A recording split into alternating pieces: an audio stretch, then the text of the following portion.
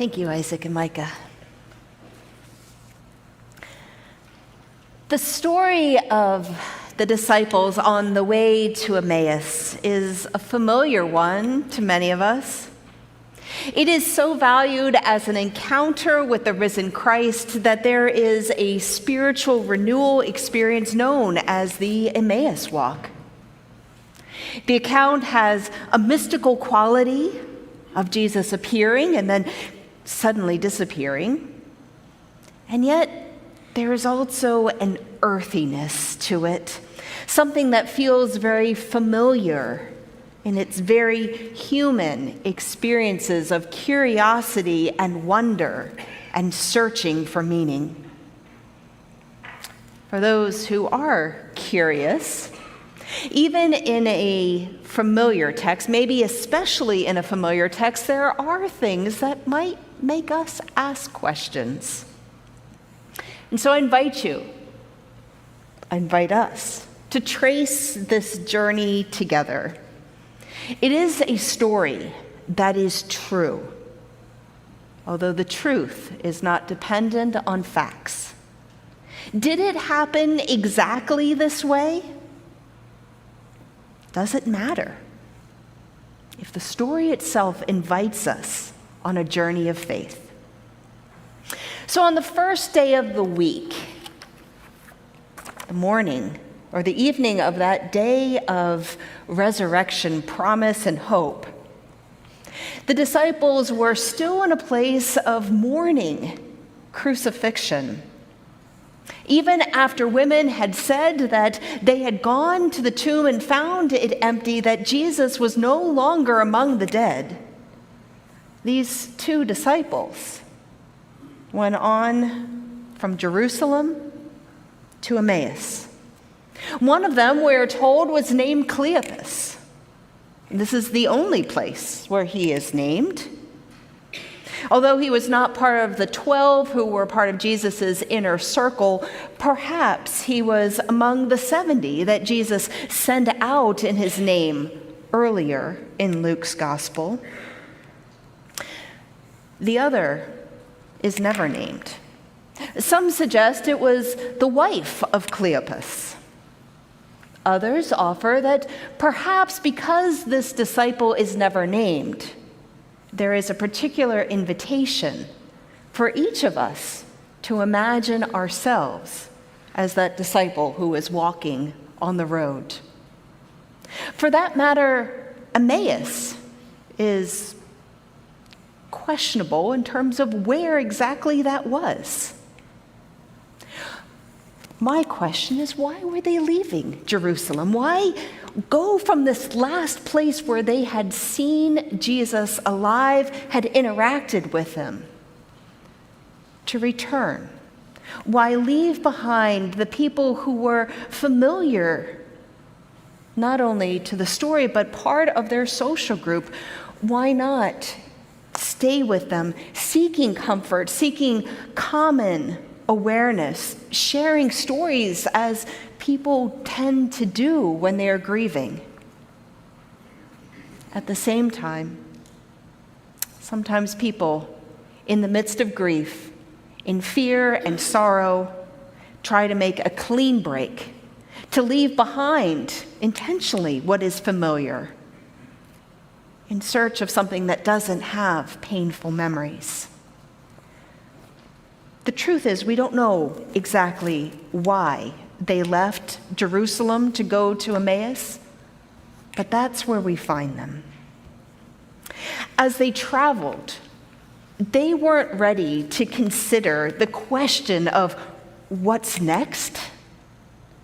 To be able to consider the future requires the ability to see beyond the confines of the present here and now. For these disciples, they were so much in grief that they couldn't recognize Jesus in their midst. And so when this stranger, or one they thought was a stranger, began walking with them, they could see and hear him, but they didn't know him. Maybe it was tears in their eyes that blurred their vision. Maybe they were caught up in what they thought was reality. They couldn't imagine something that challenged what was right before them, that didn't make sense to them, that the one they thought had left them forever could possibly be standing in their midst. To some degree, I can appreciate their lack of recognition. As I said, they didn't expect to see Jesus there. We humans have an amazing ability to miss seeing information even when it's right before us if we don't think it's relevant to the moment.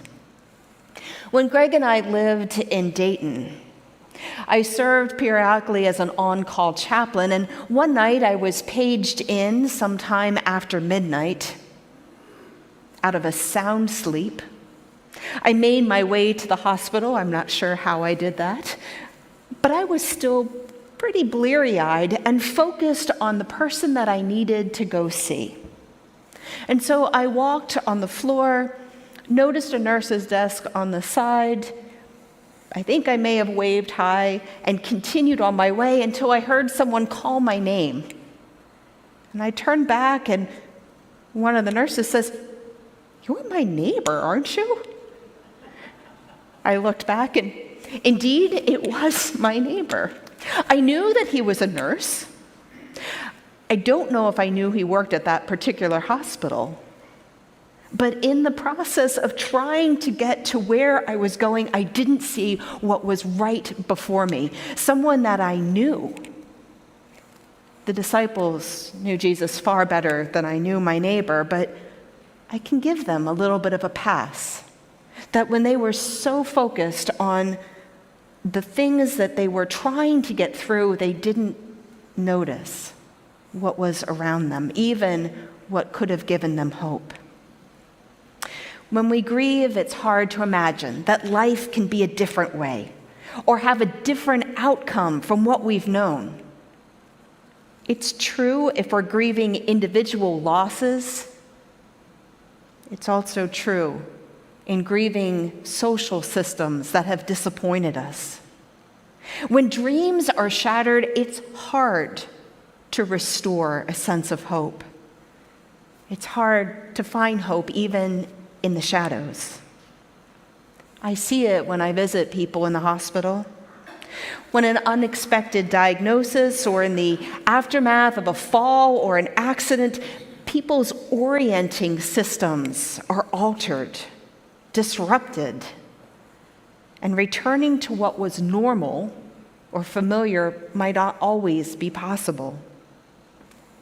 Henry Nouwen, in his book With Burning Hearts, reflects on how we might identify with the disciples on their way to Emmaus.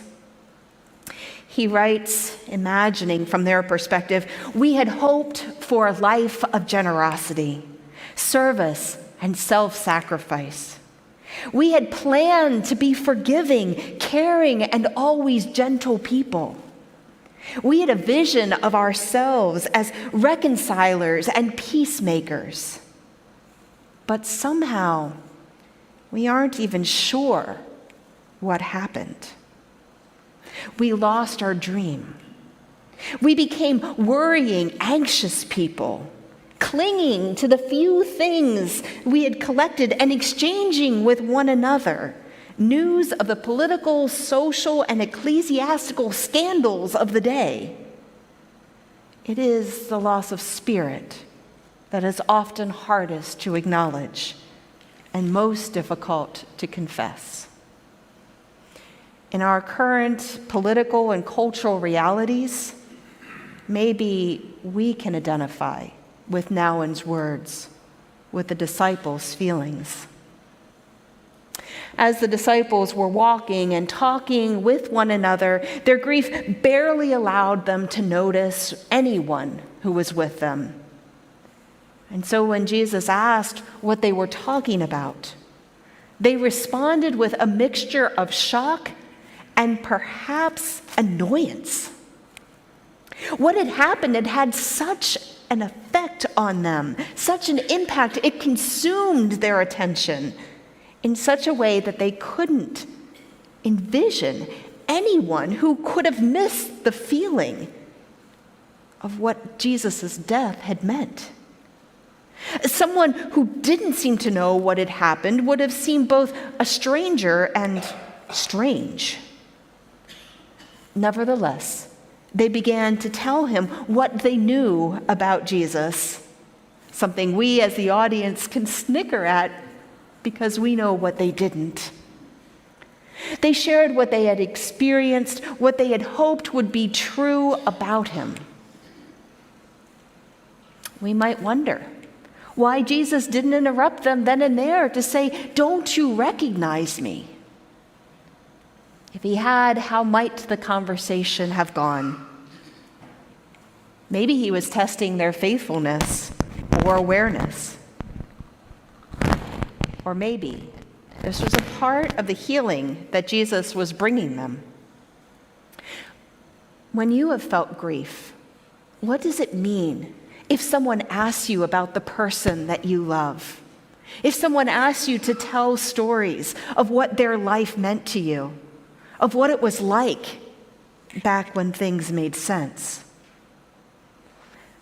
By inviting them to tell their story, I imagine they looked at him, even though they couldn't really see him for who he was.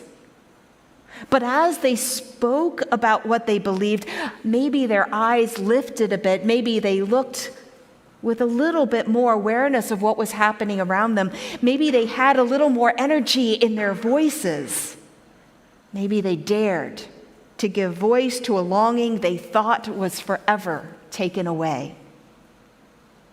They came close to the truth, going as far as the tomb that was empty, and even the witnesses of those who had been there. But they did not go so far as to peer into the tomb or to envision what's next. It was at this point that Jesus broke in. He told them that they were foolish and how they had misbelieving what they had witnessed. Reviewing scripture that was both familiar and somewhat distant from their reality, this stranger was so compelling in his unraveling the scripture before them that when they came to their destination, they invited the stranger to come in and join them. It was getting to be evening. It was dark. Hospitality commands the invitation even of a stranger. A few days ago, I heard a Palestinian refugee name an address regarding every campus of refuge that her culture and tradition commands that every person must be given welcome for 3 days, whether they're friends, enemies, or strangers.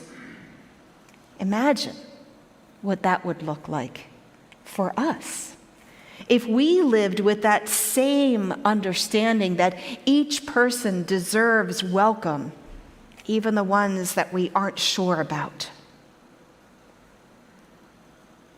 Jesus accepted the invitation and quickly changed from being the guest to the host at the table.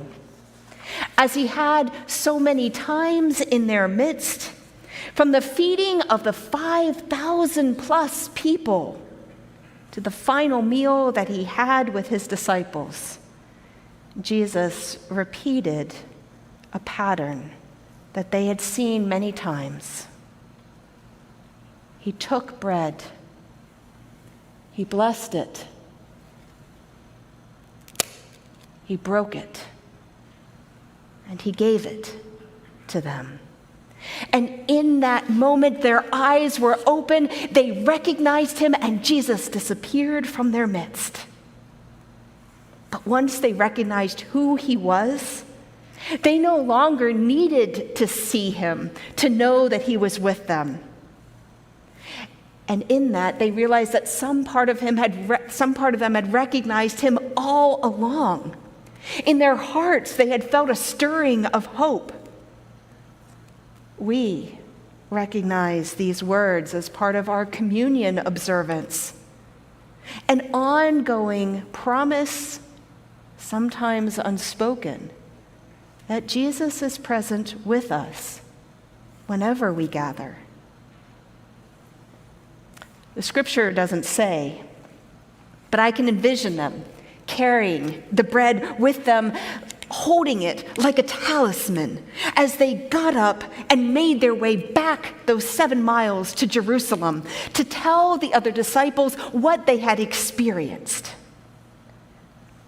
Or maybe they ate it just to make sure that what they had experienced was real, that they could feel it not only in their hands but throughout their body, that the presence of Jesus would be somehow internalized.